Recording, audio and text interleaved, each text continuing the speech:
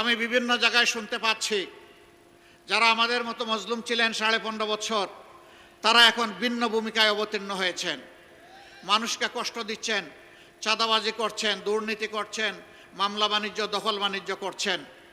শুধু তাই না, এখন নির্বাচন সামনে রেখে সম্ভাব্য নির্বাচনী এজেন্টদেরকে ঘরে ঘরে গিয়ে নাকি তারা হুমকি দিচ্ছেন। ভুলে যান, সেদিনের কবর রচনা হয়ে গেছে। আমার ভোট আমি দিব, তোমারটাও আমি দিব, এই দিন এখন আর নাই। আপনার ভোট আপনি দিবেন, আমারটা আমি দেব ইনশাআল্লাহ।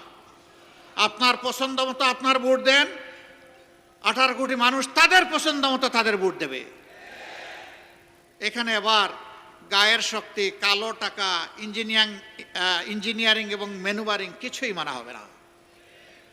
যেই যুবকরা খালি হাতে বুক ছিটিয়ে মুক্তি আনতে পেরেছে, সেই যুবকরা 12 তারিখও বিজয় লাভ করবে ইনশাআল্লাহ।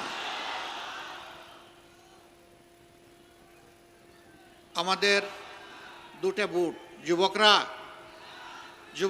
যুব সমাজ, তোমরা আমাদের কাছে সেদিন মিছিল করে কারো কাছেই তোমরা বলনি আমাদেরকে আগামীতে বেকার ভাতা দিতে হবে। কোন যুবক বলেছিল?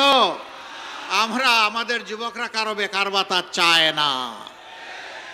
এই যুবকরা অধিকারের জন্য, কাজের অধিকারের জন্য লড়াই করেছিল। আমরা কথা দিচ্ছি তোমাদের হাতকে শিক্ষার প্রশিক্ষণ দিয়ে ভরে দেব ইনশাআল্লাহ। তারপরে তোমাদের মজবুত হাতে কাজগুলা তুলে দেব ইনশাআল্লাহ।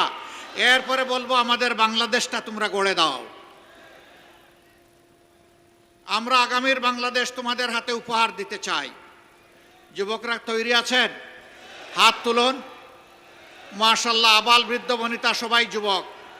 ইয়েস, তাইলে আমিও যুবক ইনশাআল্লাহ।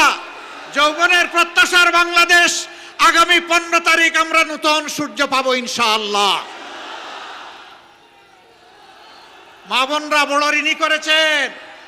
জুলাইয়ের 15 তারিখ আমাদের মেয়েদের গায়ে ঢাকা বিশ্ববিদ্যালয়ে যখন হাত দেওয়া হয়, সারা বাংলাদেশে আগুন জ্বলে উঠেছিল। আমরা মায়েদের কাছে ঋণী। 16 তারিখ আবু সাইদ চিৎকার দিয়েছে উত্তরবঙ্গে দাঁড়িয়ে, আমার অধিকার আমাকে দে, না হয় আমাকে একটা গুলি দে। সে বলেছিল বুকের ভিতরে তুমুল ঝড়, বুক পেতেছি গুলি কর। জাতির জন্য বুকে গুলি লুফে নিয়েছে, পিঠে নেয় নাই।